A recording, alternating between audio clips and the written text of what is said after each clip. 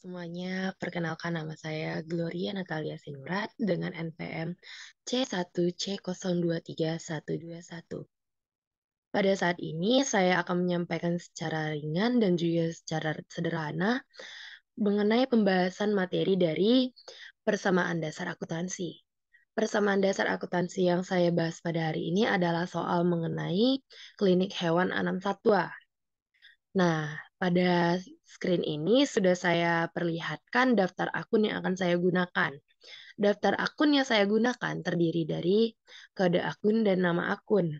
Kode akun ini tersendiri sudah disusun di dalam peraturan akuntansi bahwa angka-angkanya tidak dapat diubah seperti angka satu yang langsung berhubungan dengan akun cash, 112 yang langsung berhubungan dengan akun receivable atau piutang usaha. Baiklah, kita akan langsung berpindah kepada halaman transaksinya. Nah, pada halaman ini sudah saya sediakan sekitar 17 transaksi, baik transaksi keuangan dan juga transaksi non-keuangan. Baiklah, pada persamaan dasar akuntansi, transaksi apa aja sih yang bakalan kita masukin ke dalam laporannya? Apakah semua transaksi? Oh, tentu tidak. Transaksi yang akan kita masukkan hanyalah transaksi-transaksi yang berbau keuangan.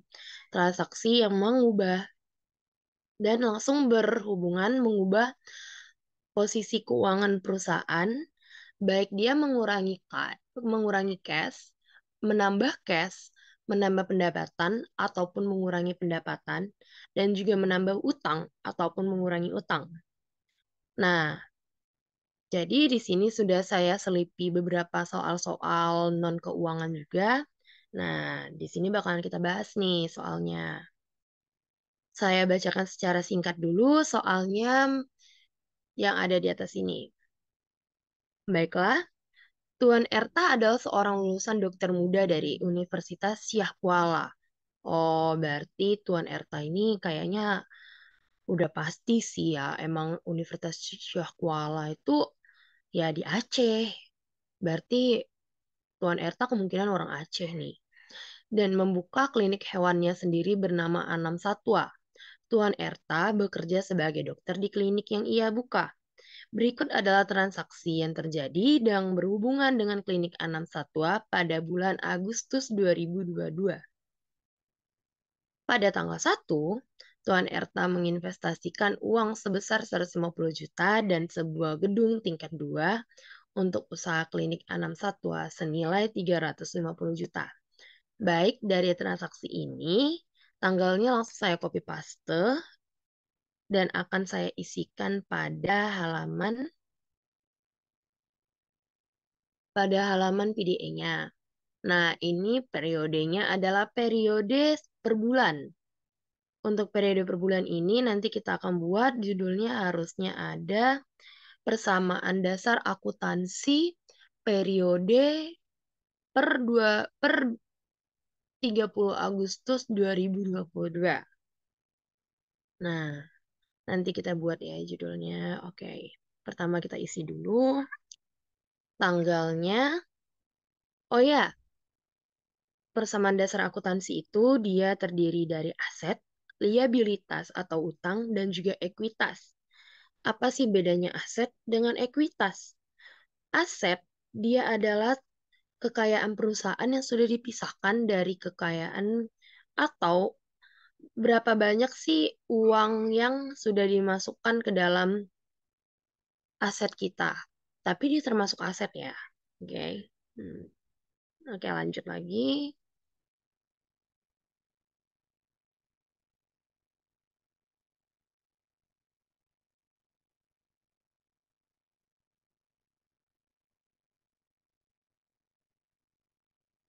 Tuan Erta menginvestasikan uang 150 juta.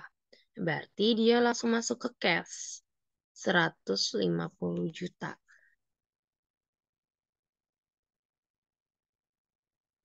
Nah,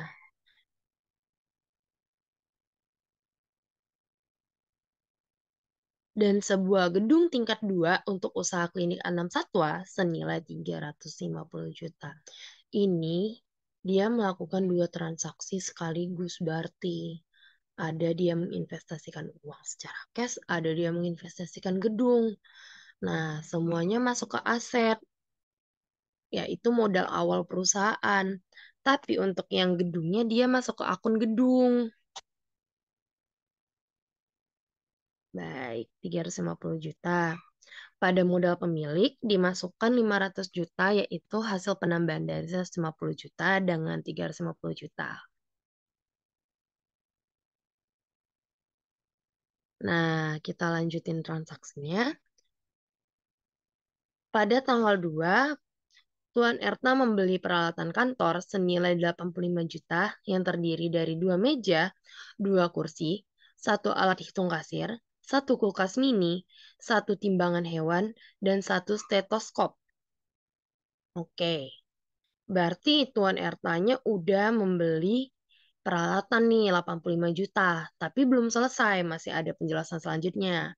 Penjelasan selanjutnya adalah telah dibayarkan sebesar 25 juta dan sisanya dibayarkan pada tanggal 21 Agustus 2022. Aduh, hah, agak belibet ya. Berarti pada persamaan dasar akuntansinya, Tuan Erta itu udah punya peralatan nih 85 juta. Tapi yang baru dibayarin itu cuma 25 jutanya nih. Berarti dia bakalan langsung ngurangin cashnya kita sebesar 25 juta.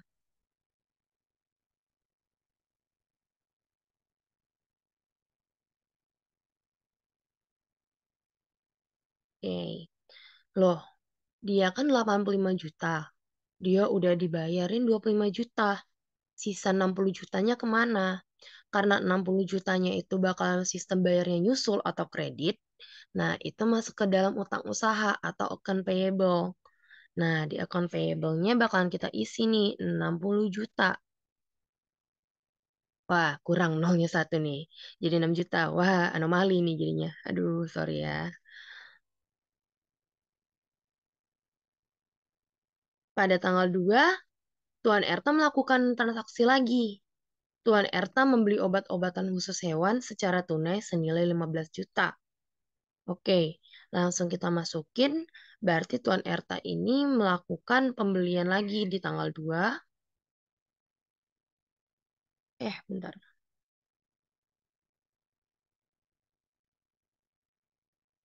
Dengan mengeluarkan uang sebesar 15 juta.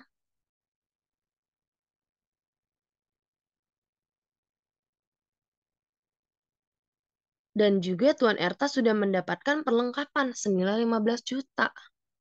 Karena dia bayarnya udah secara tunai.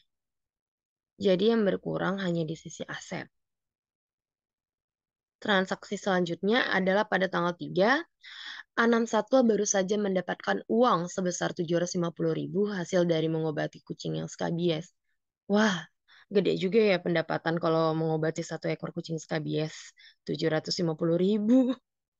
Nah, oke, mari kita langsung masukin ke dalam transaksi PDA-nya.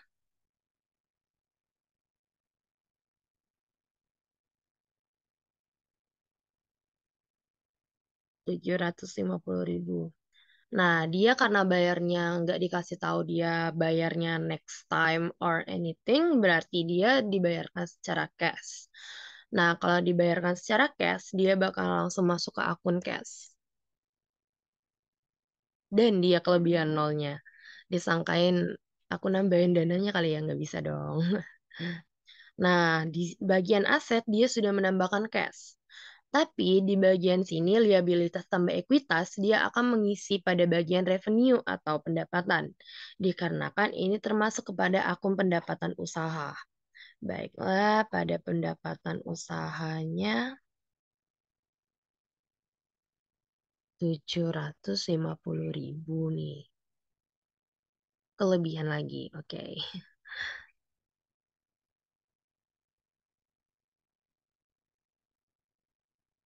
Pada tanggal 3 ada lagi nih Tuan Anam Satuanya nih.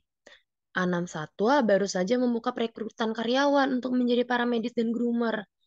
Hmm, ini masuk nggak ya ke dalam PDA atau persamaan dasar akuntansi kita?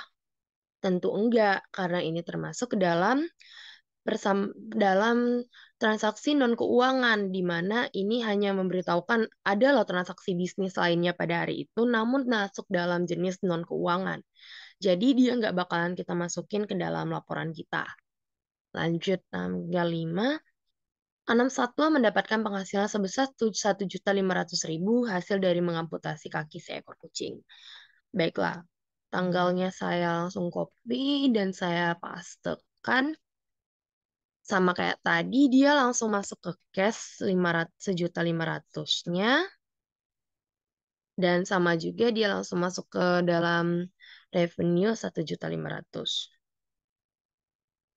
Wah, langsung jadi 15 juta. Ngeri aku.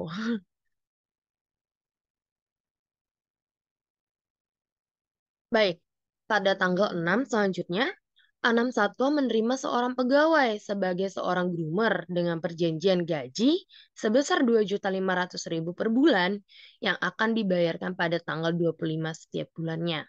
Baik, berarti Anam Satwa ini udah punya seorang groomer nih.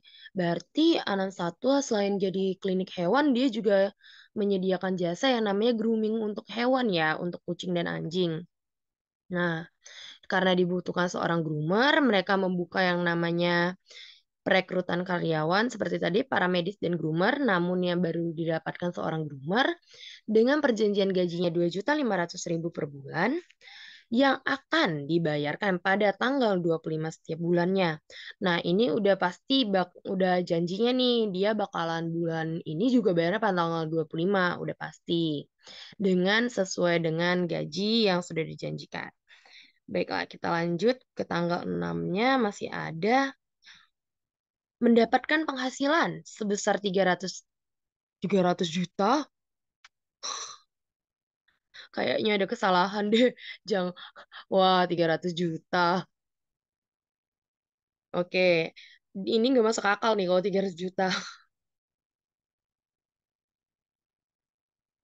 Sebesar 300.000 yang akan dibayarkan seminggu kemudian oleh owner peliharaan. Oke, 300.000, bukan 300 juta. Baik, 300.000. Em, Berarti ini di tanggal 6,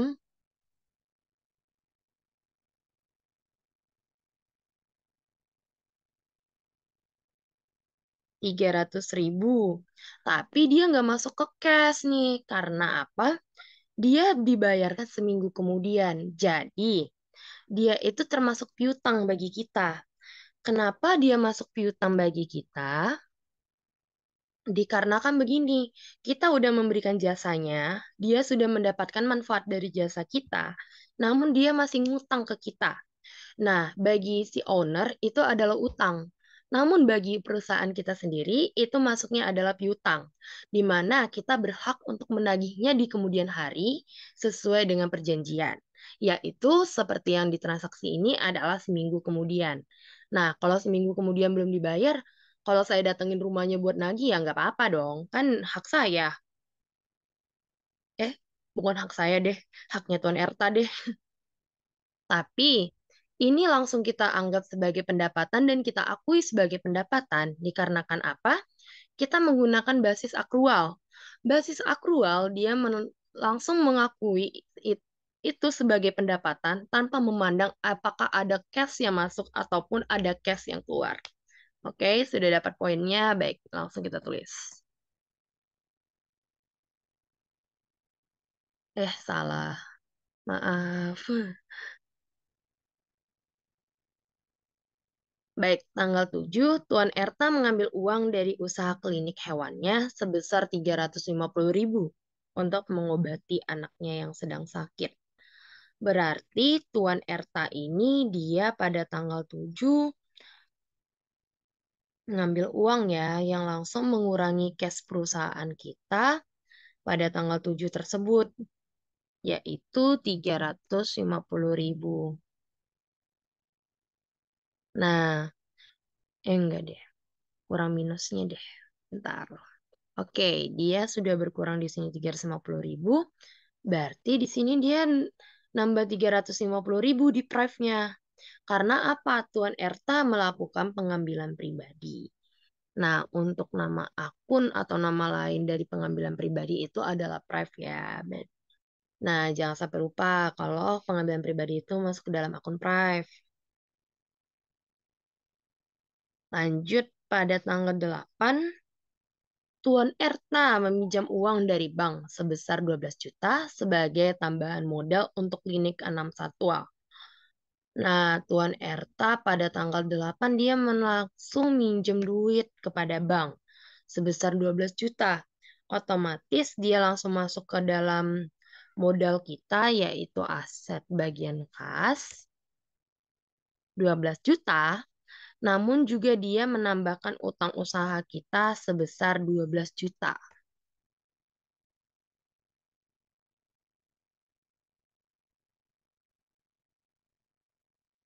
Nah, akun selanjutnya berarti tanggal 13.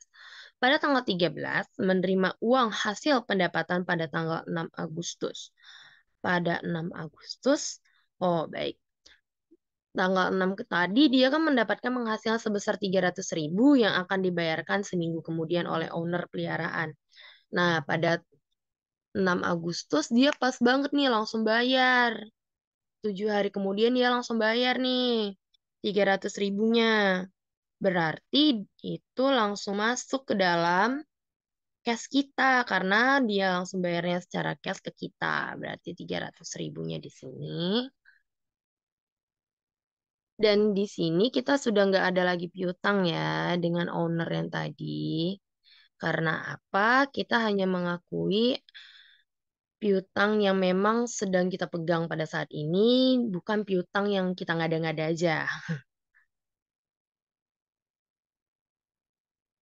Tuan R pada tanggal 20, Tuan Erta melunaskan utang bank. Wah, cepat juga nih Tuan Ertanya melunaskan utangnya ya. Oke, pada tanggal 20, Tuan Erta melunaskan utang bank. Utang banknya tadi berapa? 12 juta. Berarti di sini keset kita di bagian kas udah berkurang nih 12 juta. Tapi juga berkurang di bagian utang, yaitu 12 juta. Berarti udah nih selesai nih utang kita dengan bank ya. Udah, baik lanjut.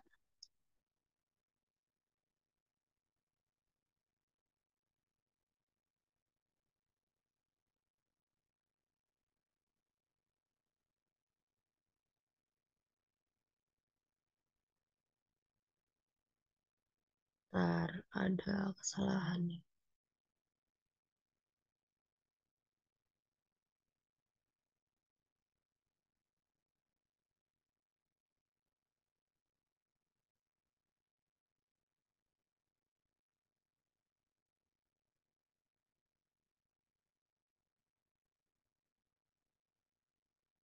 Pada tanggal 21, dia membayarkan sisa pembelian peralatan kantor.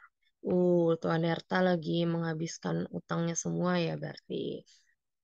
Oke, berarti pada tanggal 21-nya dia bayar utang nih. Tanggal 21-nya berarti berapa utangnya tadi? 60 juta. Berarti udah mengurangi kas kita 60 juta. Wah, dapat diskon gak tuh?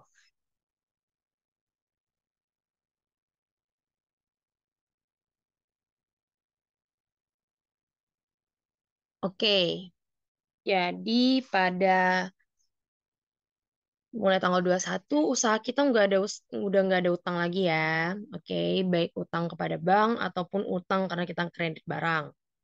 Baik, lanjut lagi pada transaksi selanjutnya. Pada tanggal 22, Anam Satwa menghubungi pihak perbaikan gedung untuk menanyakan harga perbaikan plafon yang bocor.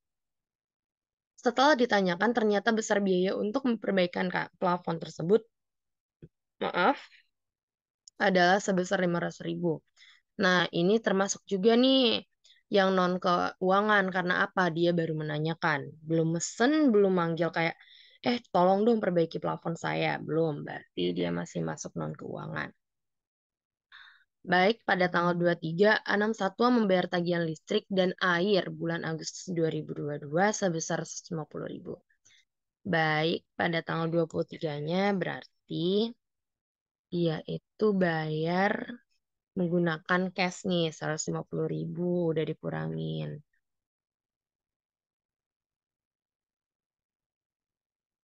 Maaf, nolnya kelebihan. Dan pada beban dia nambah 150.000. Kenapa kita masukin ke beban? Dikarenakan kita sudah merasakan manfaat dari kita yang namanya menggunakan listrik dan airnya. Jadi dia langsung masuk ke akun beban. Nah, itu sudah kita rasakan manfaatnya. Sedangkan kalau kita masih belum merasakan manfaatnya, misalkan nih kita beli gedung, tapi masih hari pertamanya nih, berarti kita belum dong merasakan manfaat dari gedung tersebut. Jadi kita masukin dulu dia ke bagian gedung dibayar di muka kalau harusnya. Tapi karena di sini Tuan Ertanya udah menyediakan gedung untuk usahanya, jadi ngapain kita mau nyewa gedung lagi? Oke. Nah, baik. Lanjut lagi. Transaksi selanjutnya pada tanggal 25. Ah, Anam Satwa membayarkan gaji karyawan sebesar 2.500.000. Nah, Anam Satwa ini menepati janji tanggal 25 setiap bulannya dengan jumlah 2.500.000 untuk groomernya. Oke, gaji karyawannya pada tanggal 25 nih. 2.500.000 berarti udah mengurangi kas kita 2.500.000 kan? Dan juga sudah menambahkan pada bagian beban kita 2.500.000.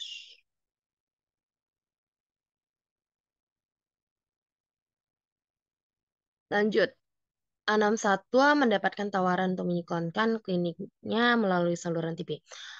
Yang terakhir ini juga dia termasuk non keuangan. Karena dia termasuk non keuangan, jadi dia nggak perlu kita catat. Baik. Nah, seperti ya aku belum bilang ya. Berarti ini semua harus kita jumlahkan dan hasilnya harus sama dengan yang di sini. Bagaimana caranya kita memastikan jumlahnya sama? Yaitu dengan kita menjumlahkan semuanya dan juga di sini ada juga hitungannya ya. Ntar, ini udah jumlahin semua. Ini udah nggak ada. Oh iya, di 19 sama dengan sum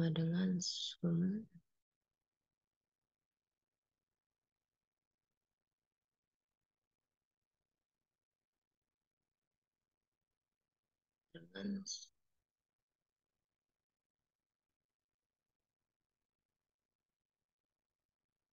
ter sama dengan sum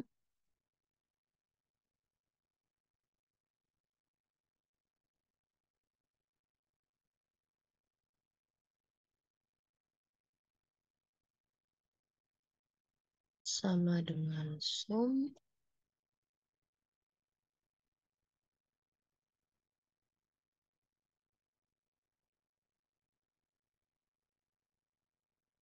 Sama dengan sum.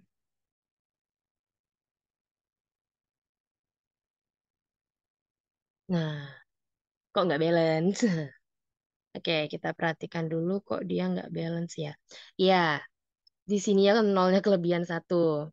Oke, nah balance.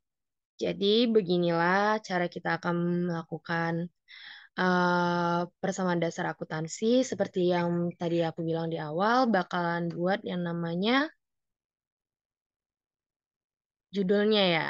Oke, judulnya itu kita bikin dulu gede di sini.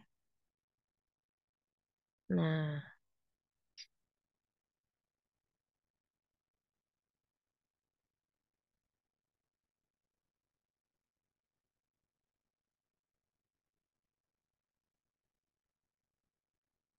per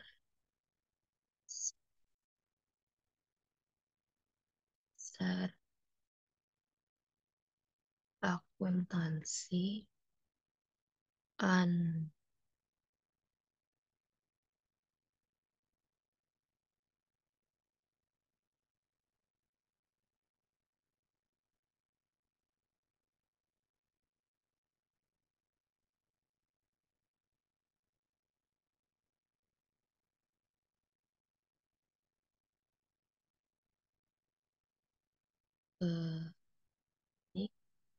pernikahan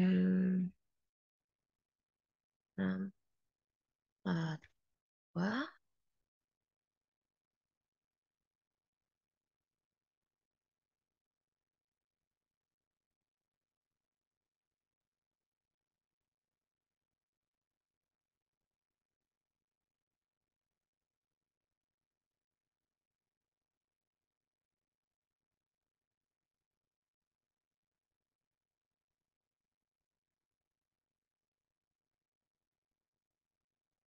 per Oke, per ini adalah singkatan dari periode.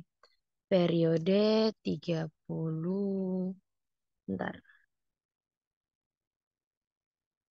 Agustus.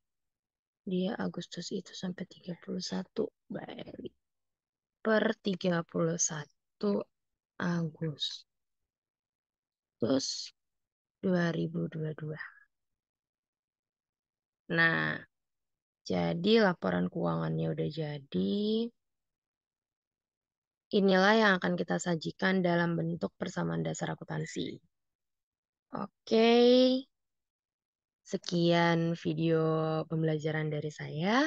Semoga ini bermanfaat dan see you next time.